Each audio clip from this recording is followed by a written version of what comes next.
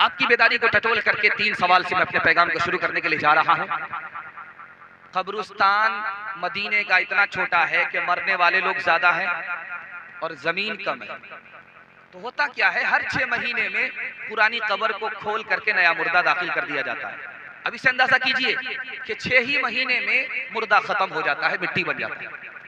मगर एक कब्र है, हर 6 महीने में उसको खोला गया, लाश भी महफूज, कफन भी महफूज।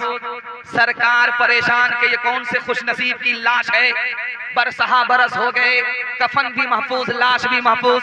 बेटे को बुला करके पूछा तो कहा ये मेरे अब्बा थे, आलिम दीन थे, हिंदुस्तान में मेरठ के रहने वाले थे,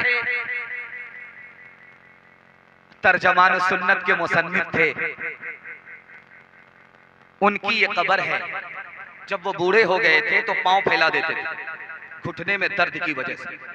लेकिन अगर कोई हाफिज कुरान बच्चा सामने बैठता था तो उस बच्चे के एहतराम में, हाफिज कुरान के एहतराम में अपने पैर को समेट लेते थे। लाख दर्द होता था, लाख तकलीफ होती थी, उसकी कोई परवाह नहीं करती थी। उसी एहतराम का सदका है, बरसहा बरस हो गए, दफन हुए, लाश भी महफूज, कफन भी महफूज।